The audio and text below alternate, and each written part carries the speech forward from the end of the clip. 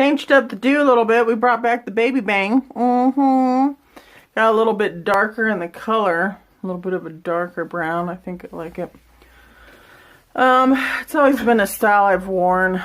High school it was more prominent, including dyed colorful hairs, which I miss, but it's too much maintenance, I'll tell you. So, what's on my heart that I would like to highlight is the birthing process and when promises do not come forth. I'll just be transparent in saying for the last year, I was trying to birth a promise that the Lord, well, I didn't see it as a promise at first. Here's the thing. He's going to speak to you on what He desires. We have the choice, our will. We have a free will. We have the choice to decide to submit to it. Are you going to go towards it or no?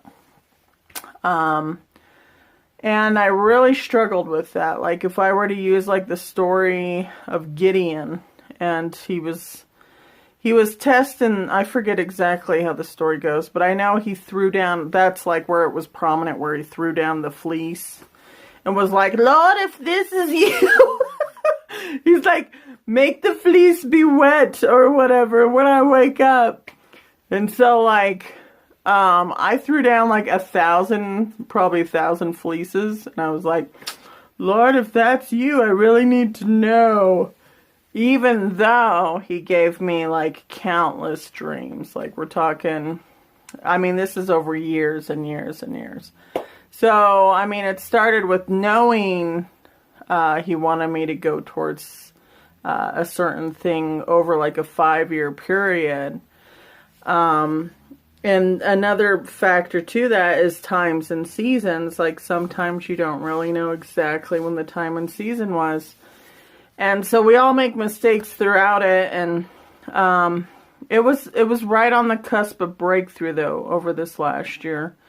And I had really come to a place where what was highlighted, what kept being highlighted was my main focus. You know, like the one thing is you have to look past what you're thinking, what you're feeling, any of the circumstances that don't line up. My phone is going really slow. And you have to continue in faith because it's past what it's past your senses, without clear understanding, but we keep walking by faith. So, I don't have any regrets to where it ended, but I am sad because in a way, I don't know how slow my phone's going. This is a little annoying. I'm sad the way that it ended because, the thing is there's promises that are supposed to be birthed in your life, but sometimes in people's own free will, and in circumstances where the enemy can get in, it can be aborted and it can be destroyed. And it's not to say like that's the end of the story, but the story that you thought would be in conclusion to that just doesn't happen. So disappointment can get in there, hopelessness, anxiety, fear, worried, all that stuff because, you're birthing something. Birthing is not an easy process. It's like when you're going into the promised land. Was it an easy process? No way. They had to face the giants and they had to conquer it. They had to climb the mountain to reach the destination. Sometimes people just want to give up. Sometimes in their own free will, they just choose they don't want to go on that avenue. Long story short, what I was supposed to go towards really did get hindered. It got aborted and it got attacked.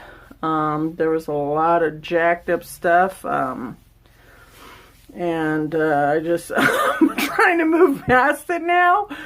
And it's not to say that my promise isn't still there. It's just going to come in a different avenue and in a different way.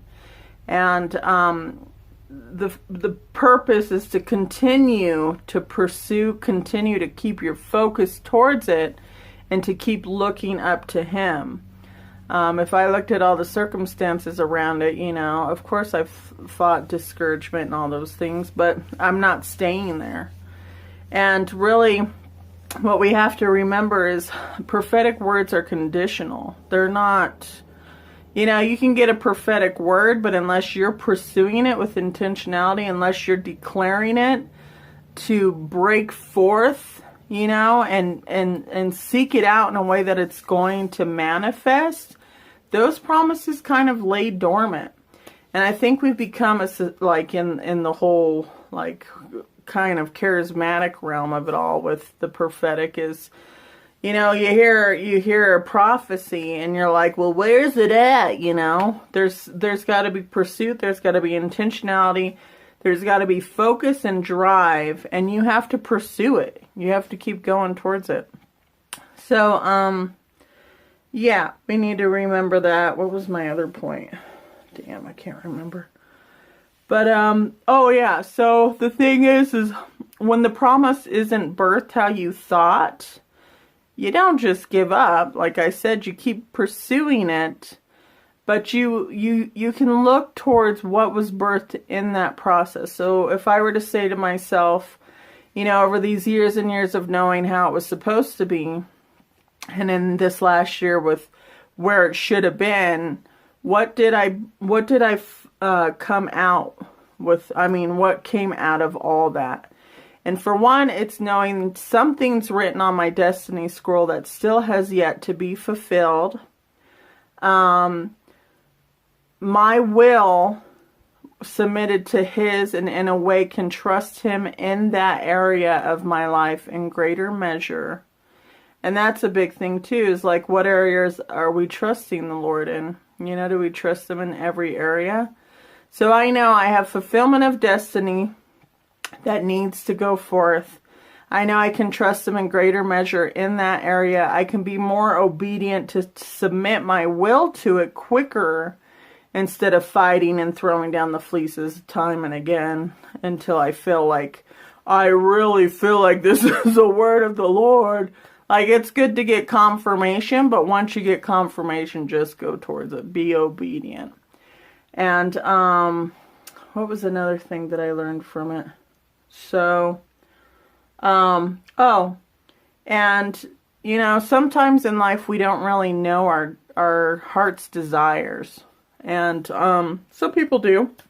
Some people are like, oh yeah, I want to be, an artist and and I want to get married and I want to have children, and there's just focus and pursuit. Like, I want to start a ministry, and just intentionality in that. Some people don't really know, or we think we want something and the Lord's like, that's not really going to benefit you, let's try this. And so through that also, it showed me that my heart's desire was what He wanted me to pursue, but I didn't realize it. And so now in that process of coming to a place of desiring it, now I know that I desire it too.